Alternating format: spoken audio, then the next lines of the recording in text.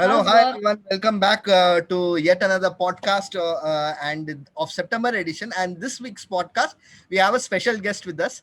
And this guest is a very close friend and has been doing some great work with youngsters and also with the professionals in making sure that they move in the right path in their career. And I thought during this pandemic time, I think it is the right time for me to get someone on the podcast who will be able to give some guidance, who's done some great work with students and also executives. Welcome to the podcast, Priya. It's a great pleasure having you today in our podcast.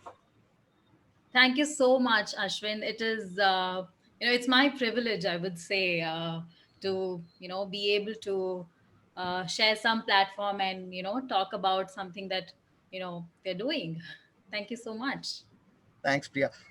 So Priya, I've known you from college and also known you a little bit outside the college as well. So how did the journey of career coaching, professional development, and also with your organization, little bit of introduction regarding your organization, what do you do, and how did that start off, and how did this entrepreneur spirit initiative that you took, how did this start? Sure.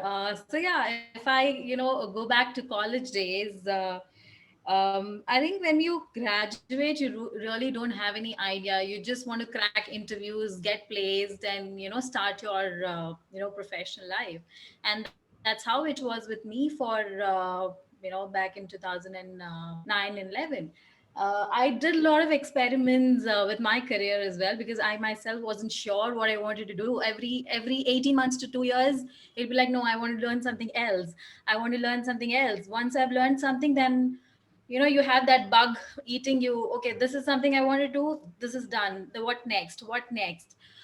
So, into learning and all, I think it was a self realization, I would say, over, after working with corporates for 4 to 5 years, I realized that my passion was more into, dealing with people and maybe, you know, able to guide people, um, sharing the knowledge that I have to people. So I think that's when I realized that my work satisfaction, they say, or the fulfillment is somewhere into learning and development.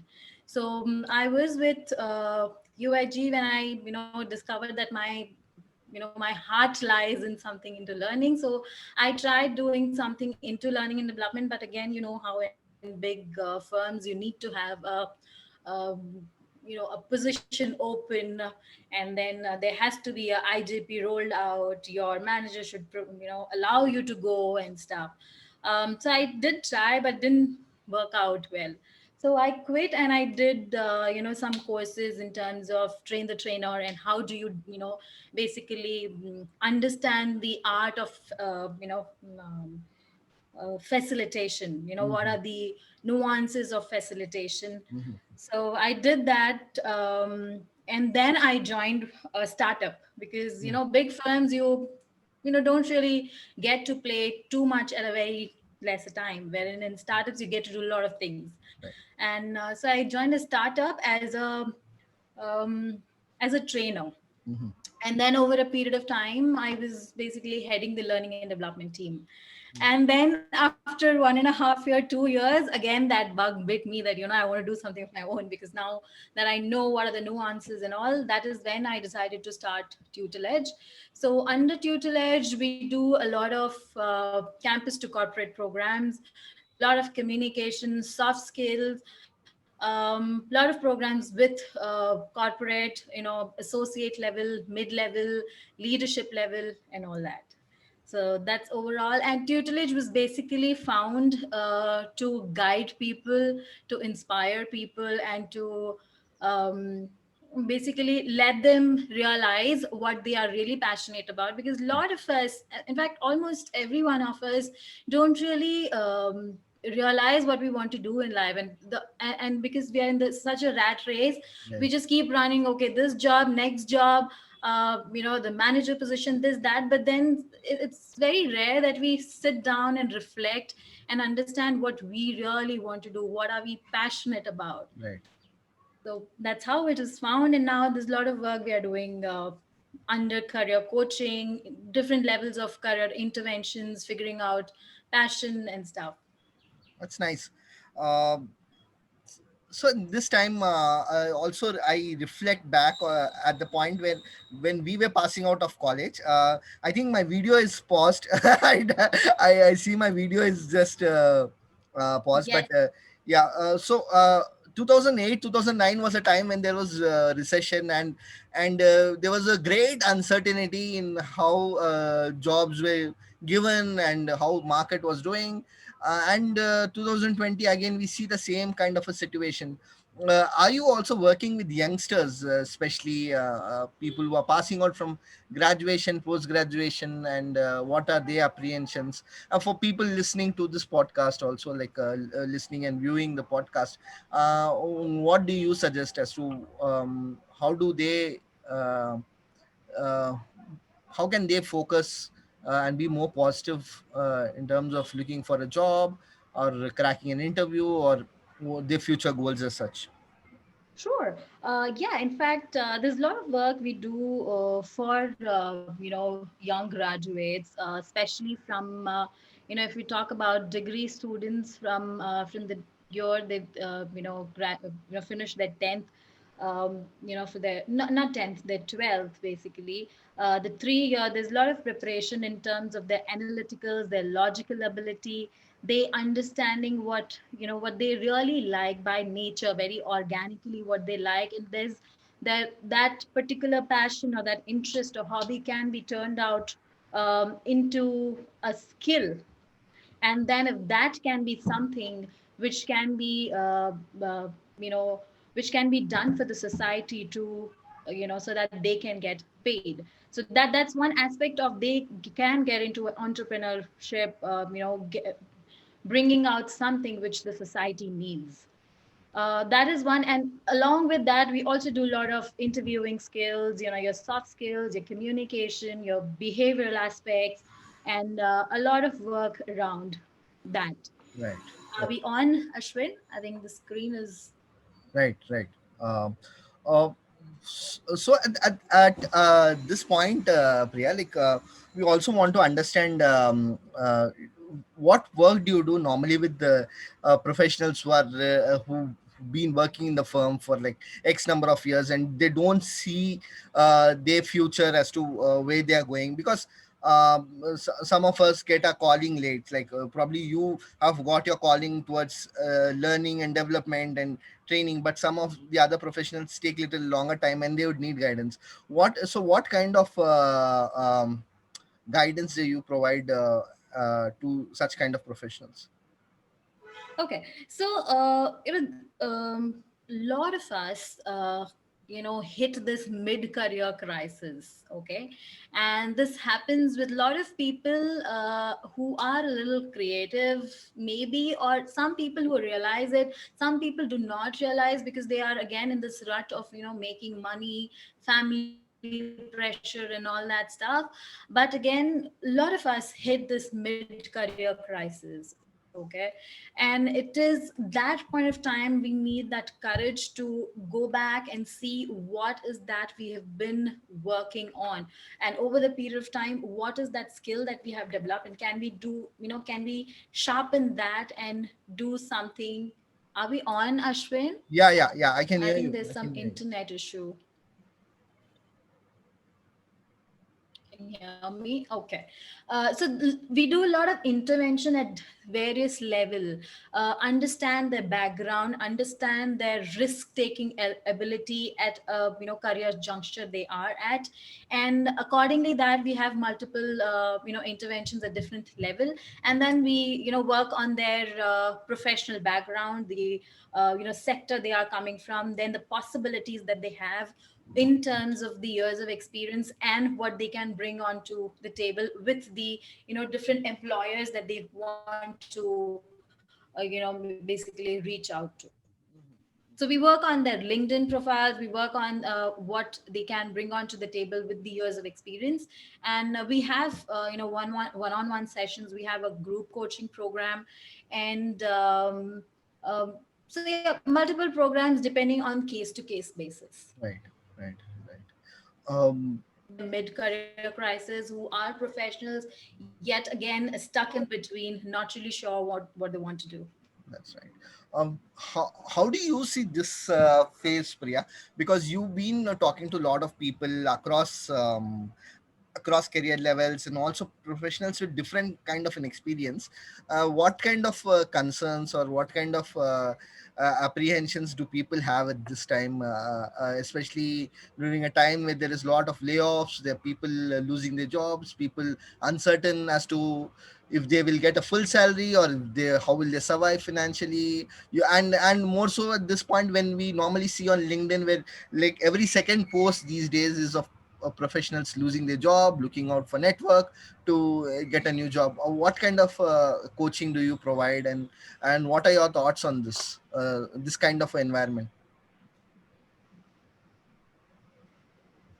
Yeah, this is a very nice question. Considering this unprecedented times, so right now the kind of coaching we have, so coaching is something that we basically do who needs it, and at this point of time, we understand a lot of people are losing out in job, but we also have to understand it is not because of them. It is not because of it is because of something which is which has come very naturally. I mean, this hasn't man made, isn't it? This is something which is an uncertainty, and this is something we have to deal with slowly. So I think a lot of people have issues in terms of they getting a little they're having a percentage cut on their salary, getting laid off. But I think instead of we focusing on that, because this is just a temporary phase of life, it's not going to be there forever. And if you look at the 2009 2007 to 9 recession, and the recession that has hit now, I think the economists is to say that this recession is much more effective, or is tarnishing than the one which we had Right, a decade ago. But again, what is that we can do at this time is, as a professionals or as a student, the best thing that we can do is sharpen our skills, right, understand what we are best at, because if we know that, we gain that confidence and can deal with something that is coming up you know in the future. This hitting us has given us a lot of entrepreneurial opportunities that we can come up with. In fact, for the students, instead of they get looking out for a job, if they can sit and see what is that they can contribute to in the society and start something of their own, it's for sure not going to take it's not going to happen just over a night. It's going to take some time, but again, there's a lot that they can give out as a group, with their knowledge, with their ability to do it, with a little guidance. They can come in. No one's going to come and ask you, will you come and work for me? It's we have to go and try out different ways. So I think instead of sitting and cribbing about the situation, it's always think about what you can do, what you can what value add you can do, what things that you can do to contribute to make things better. definitely, definitely. We, for audience listening to this or watching this podcast, so in the second part we will also be discussing about what are the various ways that a professional can upskill. We'll get to know more about Priya, what she does, and how can you reach out to Priya or her organization. All of that in the second part. We'll be back right away. Thank you so much for listening. Keep listening. Watch out, yeah. Hey everyone, welcome back. Thank you for joining us back to the second part of this podcast. And as I said, we will be discussing about how professionals can upskill and what are the various platforms, what are various recommendations that Priya would normally give to professionals when she meets with them, and also how you can reach out to Priya and her organization and various platforms that they are available. And also, we will be discussing about certain experiences from our past, how we did experience guidance from various people, and how having someone to guide them through their journey is very important, and also some personal stories. So welcome back, Priya. Thank you for joining us again. Thank you, Ashwin.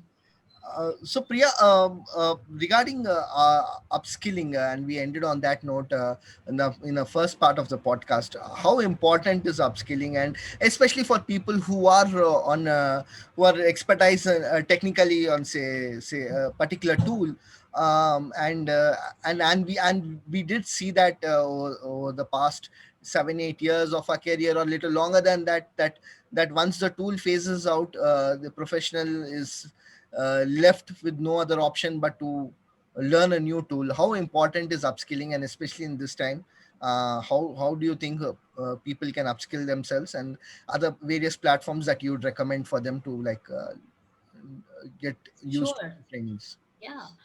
So I think upskilling is, it's like breathing. It's very, very, very, very important. If we do not upskill, if we do not learn new things, we will be, backdated. Imagine if we have a cordless phone today, how useful is it? If we have a landline today, how useful is it? But back then, when it came, it was the necessity, isn't it? And for example, we just get outdated if we don't keep up with the changes that's happening around.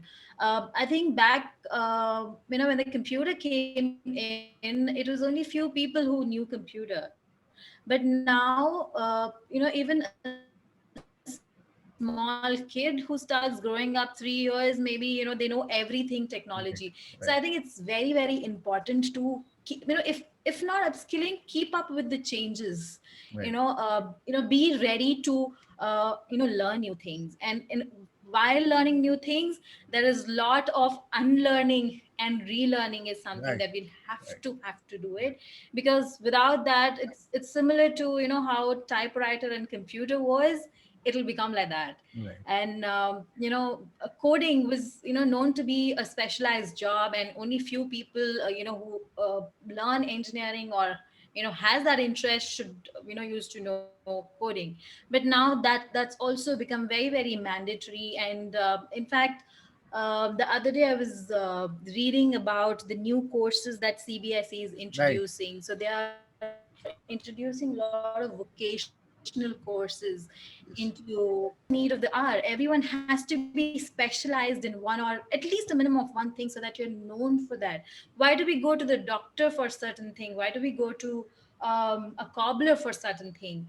So we have to have at least expertise of one thing, and upskilling ourselves, and at least realizing that what we are good at is very, very important, so that we know this is something, if I focus on, I'll be good at it. right, right, So upskilling is very, very important.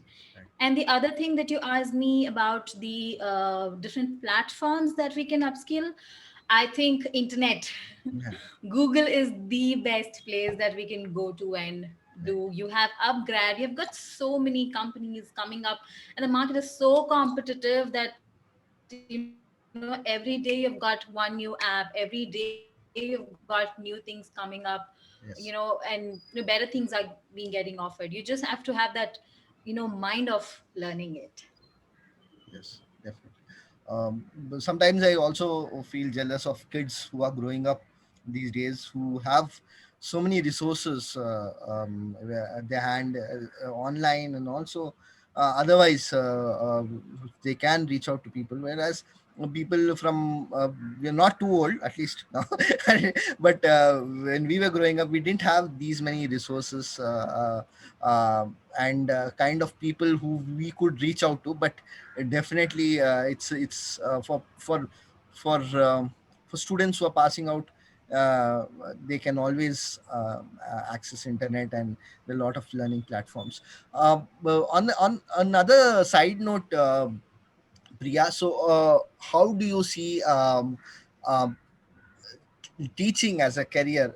Because you mentioned about CBSE, and I wanted to talk about that as well. So that was something at the back of my mind. How do you think teaching and learning and development as a career will be shaped, considering there is a new set of courses, new set of learnings that are included in the curriculum for students?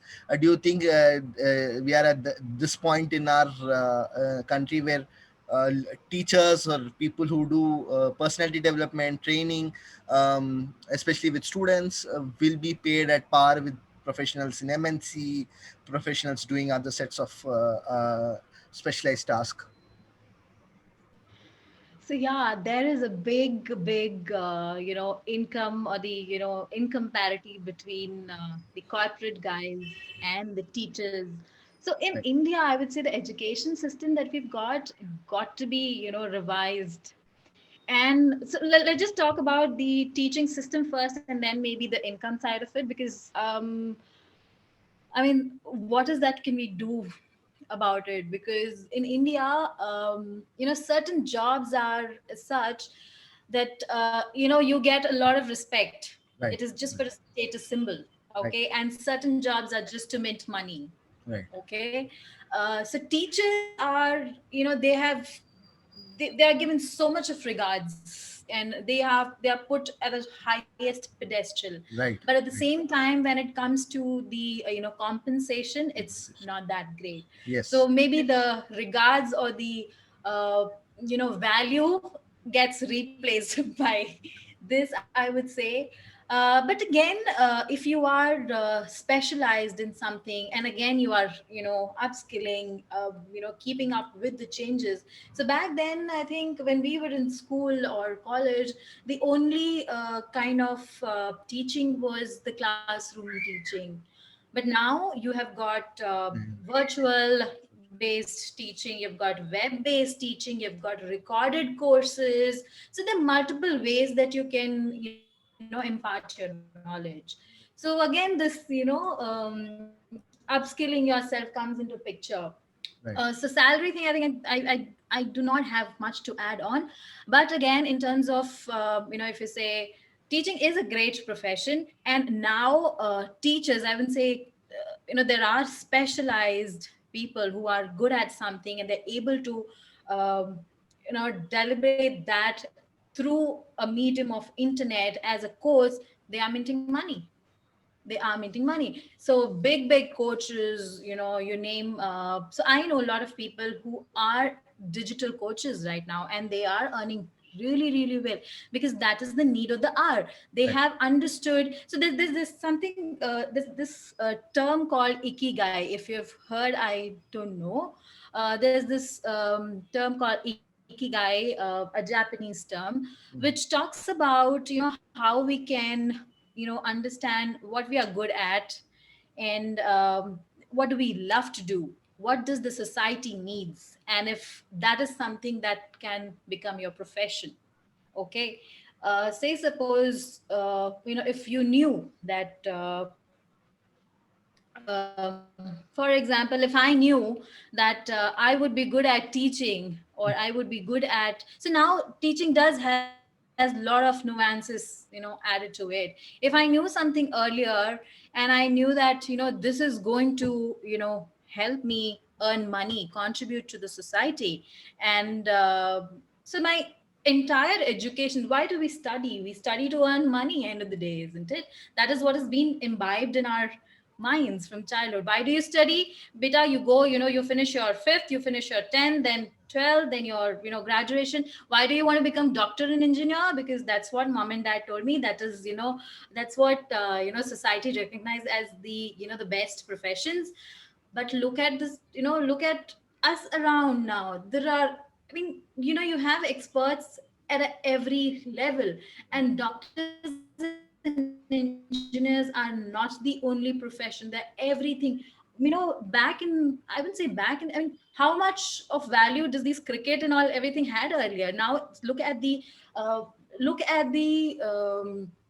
show you have around cricket, football, basketball. You've got Olympics at different levels. So now I think, as a world, everything is changing slowly, and parents are also open minded in terms of having their kids go around and do whatever they want to do.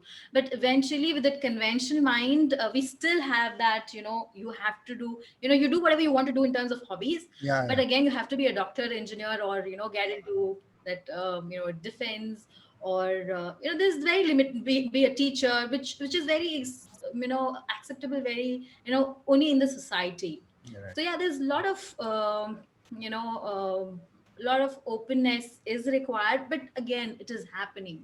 right. It's not that people are becoming aware of things, and yeah, it is, things are changing.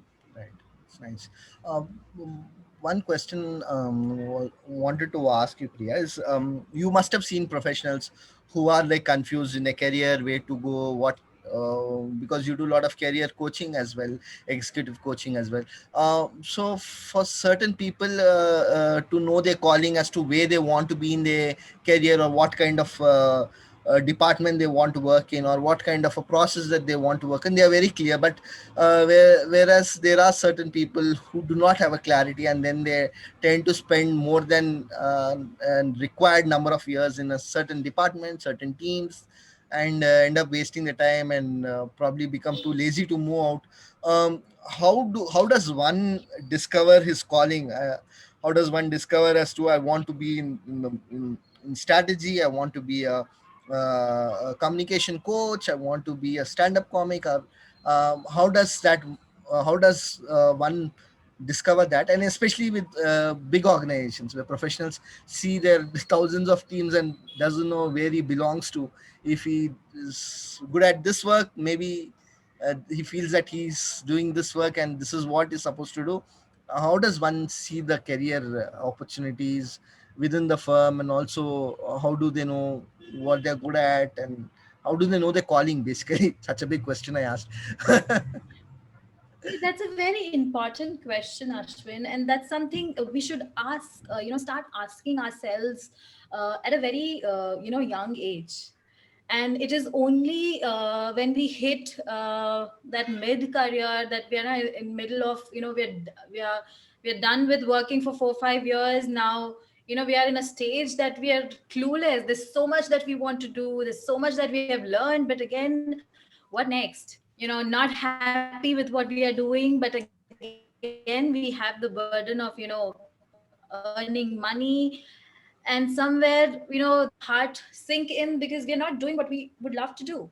But again, what we love to do, we don't know what are the avenues, or what are the maybe options that we have. And I'm Right, sure that is where we hit that mid career crisis. I think the best thing is, if not for us, the best thing is, even if you have a kid today, every parent, or if you have a nephew, a niece, everyone should allow students, or allow kids to do whatever, everything in the world, to experiment. If not this, and they will figure out, only when we are exposed to multiple things, we know that what is good for us, not for us. Because when someone is talking, say suppose the elder is talking, they're talking out of their experience, not from the kids experience, or from the individual's experience. Okay, the best way is to try out different things, expose yourself to as many things as you can. And in the journey, you figure out that this is what you love. Can that be something which the society needs me to do it? Say suppose for me, I realized after working for 5 6 years that, hey, people are telling me you're good at calm skills. Okay, just used to feel happy about it. Then I used to do my work, and then I used to go and talk to new hires, and used to go and tell them how to go about things, and that came very naturally to me. naturally to me.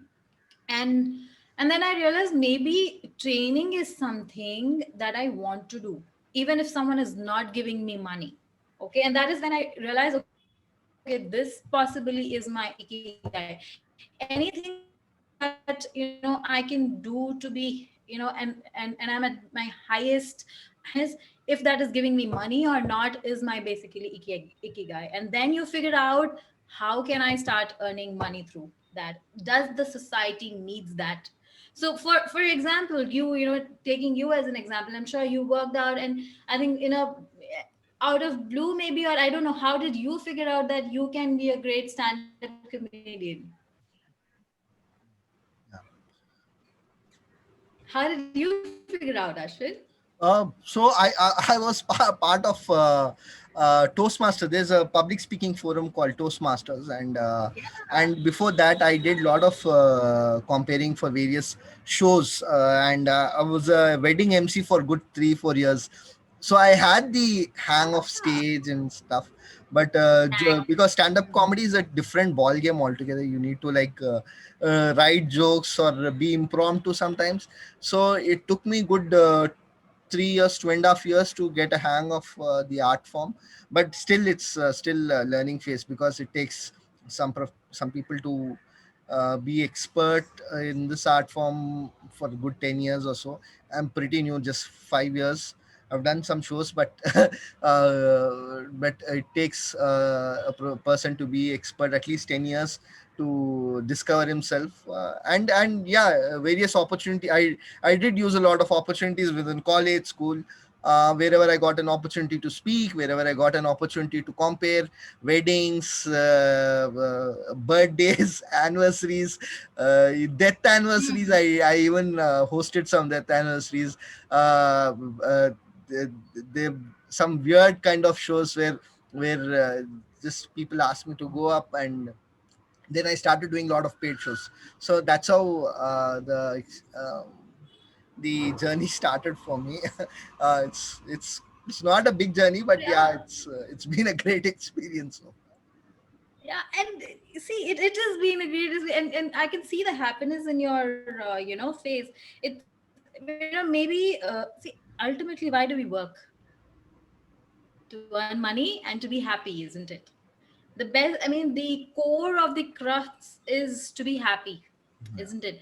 And that happiness comes from multiple things. That we are able to give that bread to our family, we are able to meet the needs, we are able to go out, go on vacations. All these things contributing to our happiness, isn't it? Right. But again, yeah, if we can do something which are, where our heart lies in, and that is something which shouldn't give us the amount of money, I would say, to fulfill everything, is nothing like it.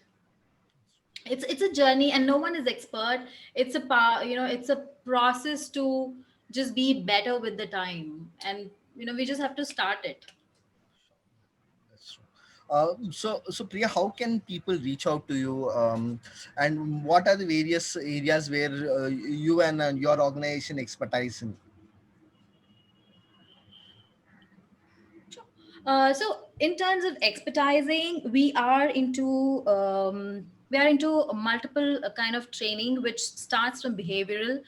We also do little bit of therapies in terms of NLP sessions, which pushes people from their belief systems.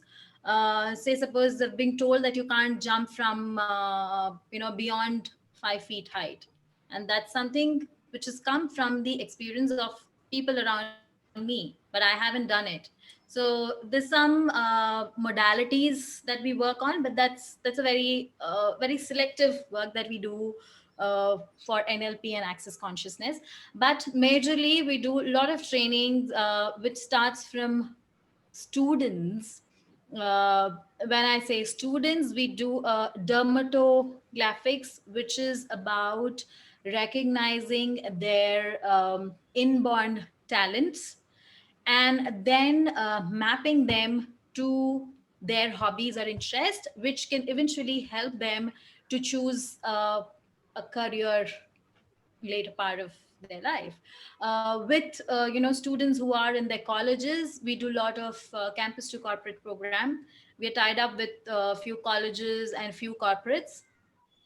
We do that program for students who are just in their uh, degree and who are just going to go and start their career professional life. And for professionals, we do a lot of interventions at various level, from their subject level trainings to their conflict management, to their communication, to their leadership across culture. And for mid associate levels and leadership also, we do how to manage stress, to how to manage agile teams, because now how the work is 24/7. So how do one manages a team, how to manage self. So there's a lot of work happening, a lot of customized work depending on the company, depending on the environment that they are in need of.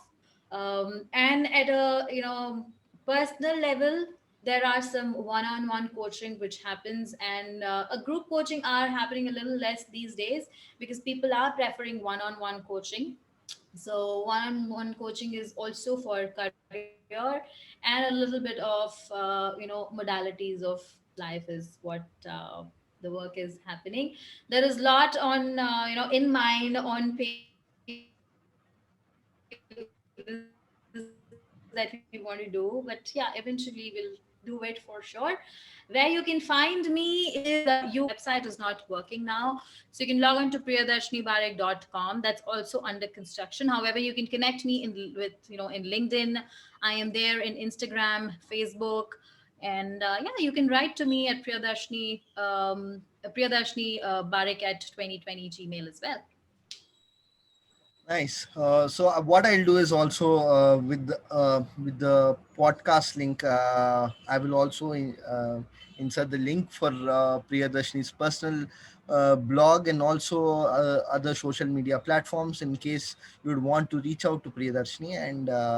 And I only ask my audience to make use of this opportunity and make sure that you are Sure. not nervous or you're not scared that pandemic will destroy your life. It's just a phase of life. Not at all. Yeah, Not at all. It's yeah, just a little break. yeah, That's yeah, it. yeah. So thanks, Priya, for joining us on this podcast. Hope you had a great time. I though had great time and also got to reflect a lot back on Lovely my time. career as well. Lovely. Thank Yeah, you, people. reflection is one activity that we should do. We don't do it. Yeah, yeah, yeah. Uh, for all the audience who are listening and also watching this podcast, thank you for joining us. We will be back with yet another guest next month or maybe next week, depends on my mood. I'm pretty lazy these days, so keep guessing and do subscribe to this channel. And if you are listening on Spotify, please like on the playlist. Nobody's listening or everybody's listening and just not liking the podcast. Please like it on Spotify. Thank you for joining us, and we will see you back whenever I am in mood. Thank you so much.